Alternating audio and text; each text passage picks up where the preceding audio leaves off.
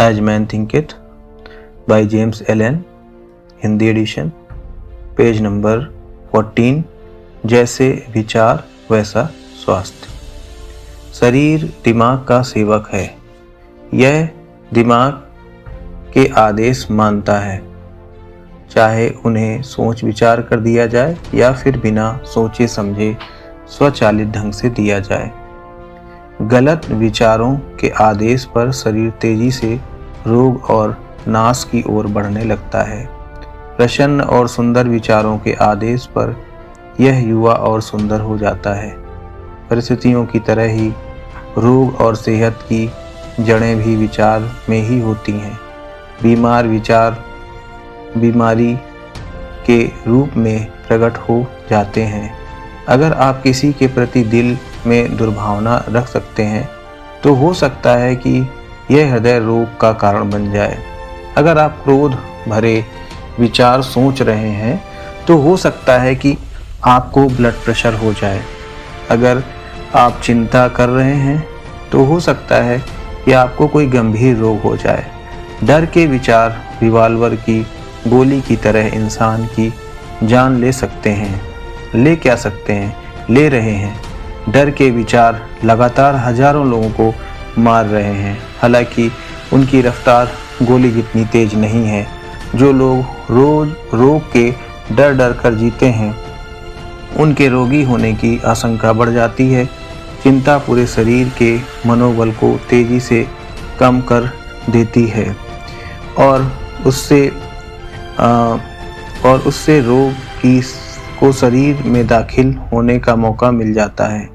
अशुद्ध, गलत और बुरे विचारों को अगर लगातार सोचा जाए तो भले ही उन पर शारीरिक तौर पर अमल न किया जाए, लेकिन इसके बावजूद वे जल्द ही इंसान के नर्वस सिस्टम को ध्वस्त कर देंगे। शक्तिशाली, शुद्ध और प्रसन्नता से भरे विचार शरीर में स्फूर्ति और आनंद भरते हैं। शरीर एक नाजुक और लचीला साधन है जो विचारों की छोड़ी गई छाप पर फौरन प्रतिक्रिया करता है। विचार की आदतें, चाहे वे अच्छी हों या बुरी, इस पर अपना असर जरूर डालेंगी। देखिए, आपका मस्तिष्क 1.5 किलो से कम का होता है, लेकिन यह पूरे शरीर की 20-25% ऊर्जा का उपयोग करता है और मस्तिष्क अपनी ऊर्जा का ज़्यादातर उपयोग बुद्धिस्ट संकेतों के आदान प्रदान में करता है। यह हर पल आपके शरीर को संकेत भेज रहा है कि यह क्या करे।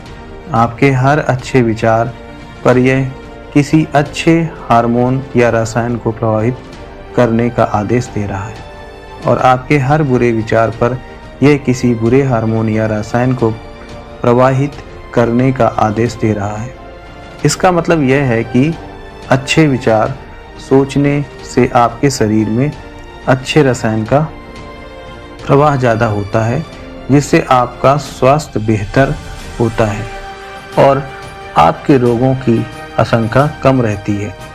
मनुष्य जब तक अशुद्ध विचार रखेगा तब तक उसका खून अशुद्ध और जहरीला बना रहेगा। निर्मल दिल से ही निर्मल जीवन और निर्मल शरीर मिलता है। प्रदूषित मस्तिष्क का परिणाम प्रदूषित जीवन और प्रदूषित शरीर।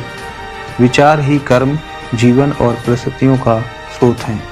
अगर आप इस स्रोत को शुद्ध बना लेते हैं तो बाकी सब कुछ अपने आप ही शुद्ध बन जाएगा। आजकल देखने में आ रहा है कि इंसान बहुत सारे रोगों से परेशान है और अपने शरीर को फिट रखने के लिए बहुत सारे तरीके आजमा रहा है। इंसान स्वस्थ बनने के लिए डाइटिंग कर रहा है, लेकिन यह ध्यान रखे कि जब तक वह अपने अंदर के गलत विचारों को नहीं बदलेगा, तब तक खान पान बदलने या डाइटिंग करने से उसे कोई मदद नहीं मिलेगी। अगर डाइटिंग करनी है तो नकारात्मक विचारों की डाइटिंग करें, फिर आपको भोजन के मामले में डाइटिंग करने की ज़रूरत नहीं पड़ेगी। इसलिए जिसके विचार हो जाते हैं उसके मन में अशुद्ध या हानिकारक आहार खाने की इच्छा ही उत्पन्न नहीं होगी। इसलिए स्वास्थ्य के मामले में भी बाहर के बजाय अंदर काम करें। स्वच्छ विचारों से स्वच्छ आत्माएं उत्पन्न होंगी। जो तथाकथित संत अपना शरीर साफ नहीं करता वह दरअसल संत नहीं है। जिसने अपने विचारों को मजबूत बना लिया और शुद्ध कर लिया है, उसे बुरे रोगाणुओं के बारे में चिंता करने की जरूरत नहीं है। अगर आप अपने शरीर की रक्षा करना चाहते हैं तो अपने दिमाग पर पहरा लगा दें। अगर आप अपने शरीर को सुंदर बनाना चाहते हैं तो अपने दिमाग को सुंदर बना लें। द्वेष, ईर्ष्या, निराशा और हताशा के विचार शरीर की सेहत और लावण्य छीन लेते हैं। चेहरा संयोग या किस्मत से खराब नहीं होता है, यह तो विचारों के कारण खराब होता है। झुर्रियाँ सिर्फ उम्र की वजह से ही नहीं पड़ती, वे मूर्खता, गलत आदतों और घमंड की वजह से भी पड़ती हैं। मैं 96 साल की एक महिला को जानता हूँ जिनके चेहरे पर किसी किशोरी जैसी तेज और मासूमियत है। मैं एक अधेड़ व्यक्ति को भी जानता हूँ जिसके चेहरे पर झुर्रियों की गहरी लकीरें हैं। महिला का युवा चेहरा मधुर और आशावादी स्वभाव का परिणाम है, जबकि अधेड़ व्यक्ति की झुर्रियों असंतोष और वासनाओं का परिणाम है।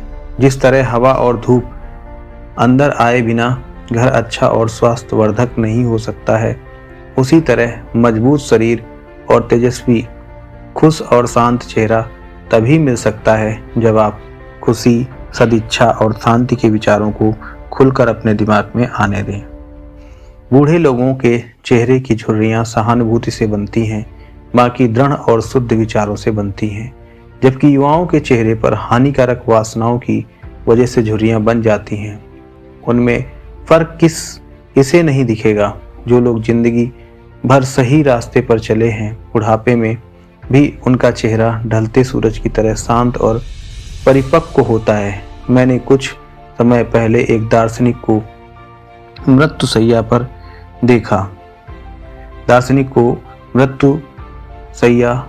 देखा। उनकी उम्र ज्यादा थी, लेकिन वे बूढ़े नहीं दिख रहे थे। वे इतनी ही शांति से भरे जितनी शांति से वे जिए थे। शरीर की बीमारियों को दूर भगाने के लिए प्रसन्नता से भरे विचारों से बढ़िया कोई डॉक्टर नहीं है। दुख की छायाओं को तितर बितर करने के लिए सदिच्छा से ज़्यादा राहत देने वाला कुछ नहीं है। दुर्भावना, आलोचना, शंका और ईर्ष्या के विचारों में लगातार जीने का मतलब यह है कि आप खुद ही कारागार बनाकर खुद को कैद कर रहे हैं। लेकिन सबके बारे में अच्छा सोचना, सब में खुशनुमा व्यवहार करना और सभी चीज़ों से अच्छाई खोजना, इस तरह के निस्वार्थ विचार स्वर्ग के द्वार हैं। और उत्साहवर्धक बात यह है कि जब किसी इंसान के मन में इस तरह के नेक विचार होते हैं तो उसे यह संसार ही स्वर्ग जैसा लगने लगता है। हर दिन हर प्राणी के प्रति शांतिपूर्ण विचार रखने से ही मनुष्य को असीमित शांति मिलती है। हो गया चैप्टर।